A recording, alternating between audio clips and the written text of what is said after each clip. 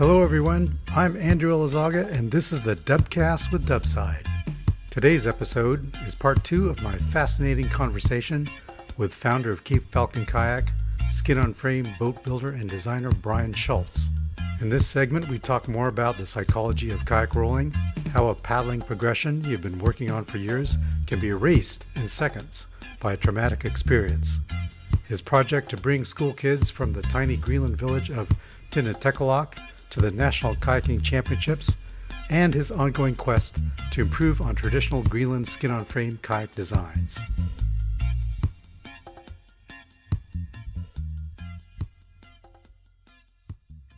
Well, let's talk about Greenland rolling skills.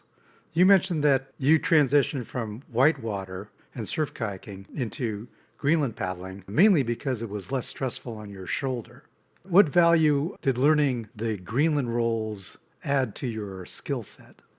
So yeah, like we already talked about, I got into Greenland paddling because I had a pretty bad shoulder injury, and it was just giving me a way that I could continue to participate in the sport. But through the long process of learning all these different roles, something starts to transform inside of your brain where all the natural panic responses start to calm down a lot, and you become a lot more relaxed underwater, and just all the different technical maneuvers really start to build your skill set in a way that I didn't realize until I transitioned back into really aggressive coastal sea kayaking and also back into whitewater kayaking. Because previous to learning these traditional paddling skills, I felt like even though I was a pretty proficient whitewater kayaker and sea kayaker, I had a lot of anxiety and a lot of adrenaline in those circumstances. And I think that's something that most surf paddlers and whitewater kayakers take for granted. They just assume that a certain amount of fear and adrenaline is a natural part of the sport. But I can tell you that after coming from the Greenland paddling for years and years, when I got back on the whitewater, my experience of the water was completely different. I didn't have a lot of adrenaline. I was just a lot more relaxed and a lot more focused, and that allowed me to paddle a lot better. So I was a lot less likely to accidentally capsize. And then when I did end up in kind of a sticky situation, let's say I accidentally got caught in a hole and I started getting, chundered in the spin cycle, I found that I was oriented in a way that I never was previously. I mean, previously, if I started getting worked in a hole, I would just be continually trying to go back to a setup position and doing a really aggressive, violent roll and then getting half a breath and then just continuing to get worked.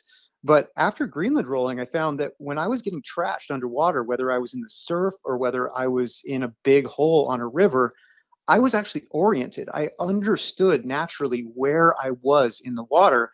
And furthermore, I was already usually halfway into some sort of Greenland roll that I'd already learned. And just because we practice Greenland rolls with Greenland paddles doesn't mean that those same techniques don't work almost equally as well with modern European paddles. And so if you're in kind of a weird, awkward situation underwater and you can't breathe, does it make sense to try to force yourself into a setup position that may or may not relate to your actual position in space?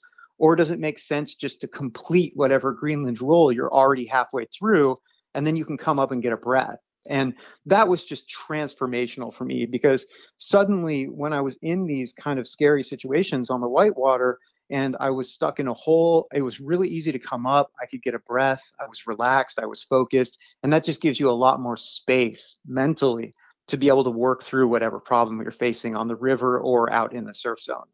Even though I do think Greenland paddling is really cool as its own pursuit, I think people that go deep into the whole, really advanced rolling, I think that's a really neat thing to do for its own reason. For me personally, it just paid huge dividends in how it improved every other branch of the sport that I practice. I did some whitewater after I did all the Greenland stuff. I was just curious what it was all about, and I also want to improve my skills. And I'd recommend that everybody who's into sea kayaking do a little bit of whitewater, because then you Yeah. really know how important it is to be efficient at your turns and really know boat control. It's probably a lot easier after learning Greenland rolling to do whitewater than it is to go into it just knowing a sea to sea roll. Yeah, absolutely. People who are new whitewater paddlers are often usually pretty young, and I see people just constantly wanting to get to the next level. They're barely proficient at whatever grade they're paddling, and they immediately want to go up a higher grade. And I think it sets people back a lot, because if you're pushing yourself into more dangerous and more scary circumstances before you're ready, you're not going to be paddling well in those circumstances. So you're not going to be learning as much as you could from the river. One of the big risks, with people in all branches of paddle sports, especially when you're heading into extreme stuff, is the risk of becoming traumatized. And this is something that happened to me very young, actually. I was in over my head. I was 20 years old, and I basically ran a drop that I shouldn't have run. And I started getting worked at the bottom of it, and I couldn't complete my rolls. I just couldn't get out of the hole I was stuck in. And so I popped my spray skirt and I swam, and I did not come up for air. And I I have no idea how long in real time I was underwater, but it it was really, really, really scary. You know who wrote about this super extensively? There's a very old article I think you'd be really interested, Andrew. It's called Whitewater Fear, I believe, by Doug Henwood. And I think Doug Henwood was a scientist and a clinical psychologist. He's a doctor of some sort, and he was an extreme kayaker. And he wrote all about what happens in the brain when you have a traumatic event like that, like what can happen if you almost drown or something like that. And the big point that he makes is that a paddling progression that you have worked for towards years can be erased in seconds in a very hardwired way in your brainstem that will then trigger a panic response in your body every time you go paddling again. And that's one of the reasons that I was not a class 5 kayaker until pretty late in life, until my mid 30s, because I had a really scary experience on a river that traumatized me, and I was carrying around all of this core tension in my body. And so my paddling was tense and it was sloppy, and I was more afraid than I needed to be of getting worked in holes. And sometimes that would cause me to actually take more dangerous lines on a river just because they didn't have a hole in them that I was worried about getting stuck in. And so at the Greenland rolling actually reversed that PTSD and slowly unwired those panic responses. And then when I got back out again, I was actually doing things the correct way. I was paddling at my skill level or below my skill level. And something I always tell young whitewater paddlers, if they're interested in getting to class 5, I say go to a class 3 rapid and run that as though it was a class 5 rapid, because you have all the same features, you just don't have the same consequences. And all you have to do is run that class 3 rapid as though the obstacles would kill you. And then you've got a class 5 rapid right there. And you can practice without putting yourself in mortal danger. And you don't have to like test your courage with your life. And then when you actually do get out onto real class 5 or class 4 whitewater, you're going to be more able to deal with those circumstances. So anyways, All right. yeah, it's an interesting subject. I mean, Yeah. you can tell I could talk endlessly about whitewater and the brain and sea kayaking and all that. I really appreciate your perspective on how important psychology is, Yeah. when you're training. Yeah, very And good. just neurology. Mhm. Yeah. This is something I'm incredibly passionate about. And I'm kind of nearing the end of my kayak building career right now, probably. I mentioned earlier I have health issues that I deal with, and I'm really going to need to be refocusing here very soon.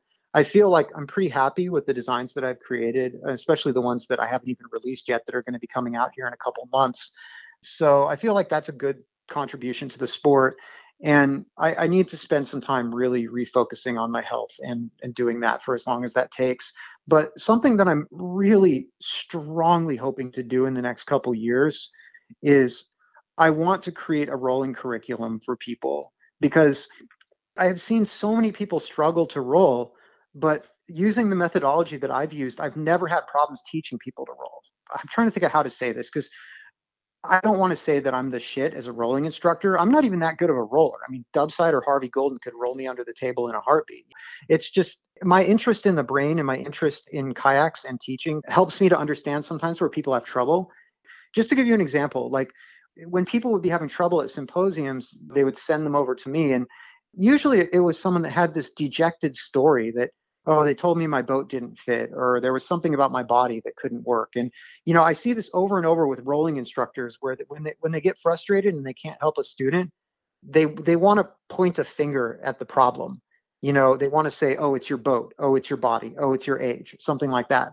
But I never had a problem with any of these people. Like I never had a problem teaching people to roll. And I think the big difference is that I wasn't trying to push a system onto them. There's like 2 or 3 different rote systems for rolling teaching that work really well.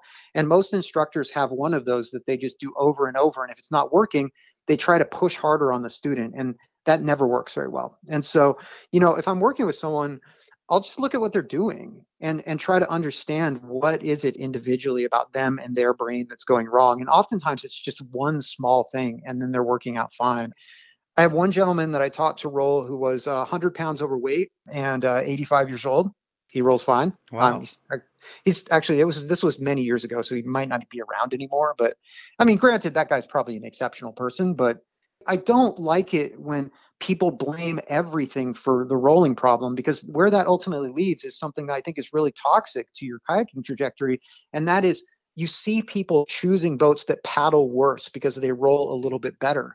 If you're having problems with your roll in a regular sea kayak, the worst thing you can do is get into a low volume sea kayak that will allow you to be successful with bad technique. Because if you learn to roll that way, you will always be crippled. Because when you get into real conditions, a roll that is so shaky that it will only work in a low volume kayak is not going to work in any kayak in a stressful situation. If there's not something wrong with your roll, you can roll any crappy sea kayak out there with just a slight pressure. It's physically, the skill is nothing. I'm super passionate about this, and I'm very much hoping that before I step away from the sport more completely, that I can create a rolling system for people. And I've given this a lot of thought. Obviously this is my career, and so I have to find a way to survive from it. But something that I've done with at least my Greenland paddle plans is I made it more of a donation type of thing. And I think with the rolling class that I build, I might just put it out there for free and just ask people to give donations, because I would love to see more people be able to roll. One last point about rolling, I want to say also that it's somewhat of a cultural thing. It's amazing how what you expect to be true in all areas of life, honestly, is often what you encounter. And, I've seen kayak clubs where people perceive rolling to be very difficult and very few people can roll. And I've seen other kayak clubs where it's been a part of their kayak club culture, and there aren't many of them out there. One of them is the kayaking group in Hobart, Tasmania. They've just always rolled, and so you go out paddling, and there's young people and old people, and everybody's just popping off rolls, and it's not like this big deal. It's just like, oh, this is just what we do. Something that's a little different but related to that, as far as rolling psychology, is that you heard me mention earlier that any slight bit of anxiety can affect your core muscles in your body and can make your roll a lot more difficult, which is why people that can roll on flat water often can't roll in the surf. This also relates to your feeling about your boat. And my best example of this is, so my flagship kayak design, the F1, which is a fully modern short kayak that's very maneuverable and surfs very well. It's not a great rolling boat. It's not a bad rolling boat. I mean, I can do every Greenland roll in it except for a hand roll. But I mean, it's not a great rolling boat. It's just kind of like blah. Many years ago, I had a friend out who's a sea kayak instructor, and she'd never paddled one of my boats before. And we went out into the surf. And, you live here on the West Coast. You know that it's a fairly intimidating place to be a paddler in the surf zone here. So we went out into the surf, and I think she had some anxiety. And, she got hit by a wave and she missed her roll and then swam out of her boat. And then, we went to shore, and then she got back in the boat and went out again. And she also missed the next roll. And she was really frustrated. And so she's like, I can't paddle this boat, Brian. It doesn't roll very well. And I probably shouldn't have done this because it's kind of disingenuous. You're essentially lying to someone. But I just, given my fascination with rolling psychology, I just had to do this experiment. I said to her, I said, I think you're right. I haven't really wanted to tell people this, but I feel like there are problems with the rolling performance of this boat. And so I recently did a redesign, and, it's got a little bit more buoyancy on edge, and that really pops it around a lot nicer. And so I said, I've got one in the shop. It's an unreleased design. Why don't we take it out and you can tell me what you think of it? And so we took it down to the creek, flat water first, and she hit some rolls in it. Great rolls, totally fine. Exactly how I knew her to be. She's a very competent instructor. And then we went out in the surf, and she hit a couple rolls there, and she was fine. And she's like, yeah, I definitely think the new boat rolls better. And so I called her up a few weeks later and told her that the only difference between those two kayaks was the color. And she was furious with me. Yeah. There is so much psychology that plays into it. And even a slight bit of anxiety for any reason can activate those core muscles in your body and make it more difficult to roll. So there's a lot of myths about rolling, and whenever somebody says, oh, the instructor told me my boat's not low enough volume, the instructor told me my boat's not tight enough, I'm like, thank God the instructor never talked to people that were kayaking in Western Alaska, native kayakers, because these guys didn't even have a double bladed paddle. They were rolling kayaks that were 33 inches wide and 15 inches deep with no cockpit outfitting, with nothing but a frigging canoe paddle. And so you cannot tell me that you have to have hip pads or a low volume kayak to be able to roll. I mean, does it make it nice? Sure, it does. Is it necessary? Absolutely not. So I'm hoping to create a rolling curriculum that's based on understanding the brain and understanding the principles, as opposed to something that's more exactly technique focused. You're the first person who really addressed those issues of psychology. Most people just focus on the mechanics, but the psychology is so important. Okay, recently you started a project to help get some of the kids in Greenland to the National Greenland Kayaking Championships. You want to talk about that? Yeah, sure. So something that's always been a part of my business is that I make all of my courses and plan sets free to anyone of Native Arctic heritage. And that's not because I think that I have any special knowledge or that I'm qualified to help people understand their own heritage. It's just because I've spent 20 years of my life learning about these things, and I've really gained a lot of insight into the construction aspects of this. And if someone from these cultures thinks it could be valuable to them, I want them to have access to that, and I don't think they should have to pay for it. That's something I've been doing for many years now. And I recently had a gentleman about 3 years ago contact me from a small village in East Greenland called Tiniteqilaaq. And just to give you an idea of where that is, it's about halfway up the coast of East Greenland. If you were to put your finger on Reykjavik, Iceland on a map, and then draw a line straight sideways to Greenland, it's roughly in that location. Greenland is not a populous country in the first place, but East Greenland is very, very remote. The village of Tiniteqilaaq only has about 93 people, and the nearest population center, which is not easy to get to, is called Tassilaq, which has a couple thousand people. They have a very, very small internet connection. It's literally measured in kilobytes. So their access to information is very restricted. And something that people don't know about this region is that they were subsistence hunting out of kayaks up until the 1990s. And so they are much closer to their hunting heritage than people in other parts of Greenland. I mean, not all people. I mean, the North Greenlanders definitely have more of an unbroken tradition. But kids in Tiniteqilaaq today are only about a generation and a half removed from people that actually remember hunting out of kayaks. And there are older people in the village that can tell you stories of going out and killing narwhal and other animals out of kayaks. So the schoolmaster in East Greenland, Max, sent me an email about 3 years ago, and he was interested in getting some information to help revive the kayak building tradition in his village. And so I took all of my courses and all my plan sets and I put them on a thumb drive and I sent them to East Greenland. It cost me $75 to send a thumb drive to East Greenland, if that gives you an idea of how remote these people are. Wow. And then they took that information and digested it. And then I helped them to get some kayak building supplies as well. It's very challenging to get things there. It costs me about $450 to send a box just in shipping, a 50-pound box of supplies to East Greenland. And literally, the box comes on a helicopter. Max goes out to the helicopter pad with his dog sled and puts the box on the dog sled and takes it back to the village. So it's kind of cool that way. So with some supplies and also the information, they started building some kayaks with the school children there, and the children loved it. They started out by building one of my own designs, more of a modern kayak, because they wanted something a little bit more stable for the children to learn in, because these aren't kids that grew up kayaking like other children in the past may have. And there aren't the same level of instruction as there would have been if there was an unbroken kayaking tradition. So they started with one of my designs and the kids really liked it. And They got a lot more experience kayaking. We got some dry suits set up to them just so they could be a little safer in the freezing water. And then after that, they started building East Greenland kayaks.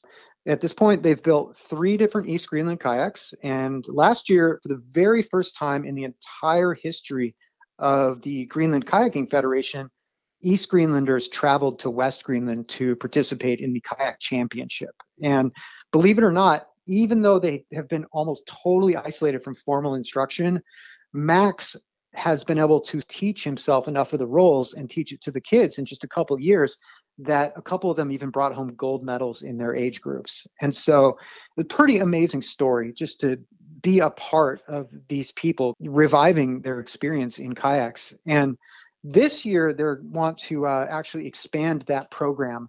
They want to take more kids to the kayak championship, and they also want to take the oldest hunter in the village, a gentleman who was subsistence hunting out of kayaks when that was something that they were doing, in the 1990s. And they want to take him to the kayak championship as well to be able to participate in that cultural event. The big problem that they're facing is that travel is incredibly expensive. It literally costs as much to travel from East to West Greenland as it costs for me to travel from North America to East Greenland.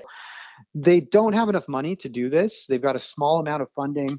And what I'm trying to do right now is raise money for them to be able to send their entire group to the kayak building championships. Right now, we've got a target goal of $15,000, and I've set up a GoFundMe fundraiser. I've got that linked to me personally right now because GoFundMe cannot be linked to any Greenland bank. And then all that money is going to be transferred directly to their kayaking club and is going to be used for travel expenses. And then if there's any left over, they're going to use it for gear and supplies for their kayaking club. I think if anyone is listening to this podcast and you want to really make a really important contribution to native kayaking, if you want to go to GoFundMe and search for send the Tiniteqilaaq kids to the kayak championships. Once again, that is send the Tiniteqilaaq kids to the kayak championships on GoFundMe. That would be a great way to contribute. And I put out an enormous amount of free content. I literally put out 30% of every bit of knowledge I've ever gained is on the internet completely for free. So if you've gained anything from any of the stuff that I've put out there over the years and you want to give back, don't give back to me, because it's important to realize that when you live in a village of less than 100 people, you've only interacted with a tiny fraction of other children, and them being able to go to this event is more than just a kayaking thing. It's actually a really important cultural experience for them, just to meet other Greenlanders and just get connected with their history. So I really hope that anyone listening to this podcast would be willing to just give a few bucks. I mean, even if you can just give $20, it's going to make a huge difference in the lives of these children there. And if you want to see more of them, go to the GoFundMe, and we've got pictures of the village, we've got pictures of the kids, we've got pictures of the boats that they built. And then also there's pictures from them at the kayak championship last year. And you can find some pictures on my Instagram.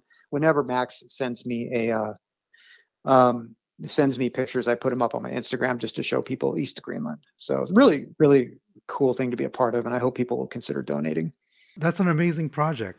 It must be incredibly satisfying to be able to give back to the Greenlanders like that.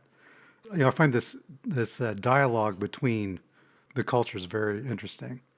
Yeah, I don't know. I have kind of a clear-eyed view of that sort of thing. I mean, I think it would be weird to think about myself as contributing to somebody else's culture in that way. Like it's their culture. I mean, this is their stuff in the first place. All I'm helping do is just maybe hand a little bit of it back to them that got lost. And and also, I'm not necessarily the best builder in the world, and I don't have all the right information about everything, but some of the building systems that I've developed are pretty efficient, and it helps people build a boat in a way that's mostly authentic, but also pretty efficient as far as time and tools and materials, which is always important. It's a wonderful project. Okay, well, on that note, I think we should wrap it up. Well, thanks a lot. Yeah, absolutely.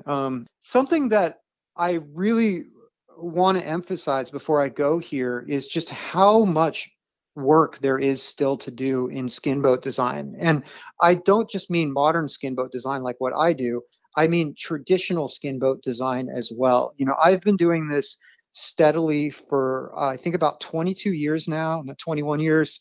I built a couple hundred kayaks. I've helped people build a bunch of kayaks. And I am constantly being challenged by how much I don't know about this. And I think that people sometimes think that all the contributions have been made, that we can't get any better than the existing books that are out there or the existing information that's out there.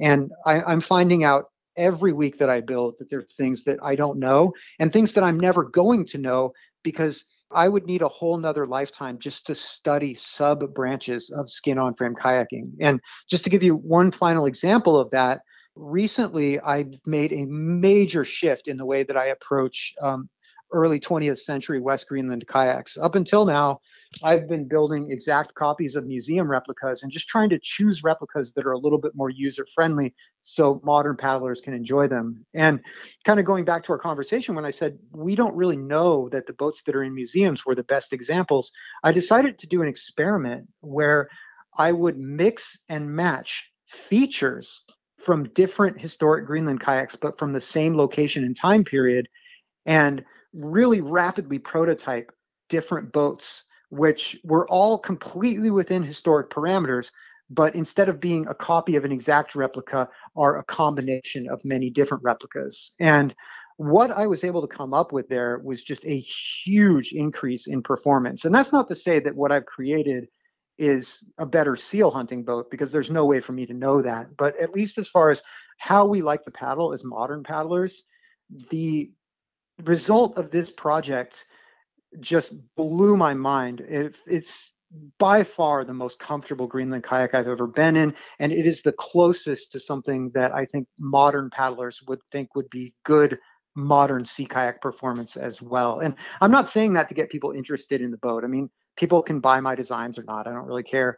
I just want other builders that are listening to this to know that there's room in skin on frame kayak building for 5 more people like me that devote their entire lives to it. And if you have the time and the passion and the stamina to build boats over and over and over, you will learn things that nobody has ever known before about these types of kayaks, and you will be able to advance designs, and you will be able to make a contribution. And I would really like to see more people get into it, because skin on frame is such a compelling boat building medium. It's beautiful, it's easy to do, and man, there's just no limit to the cool designs that could be created if people really sink their teeth into it and take this seriously.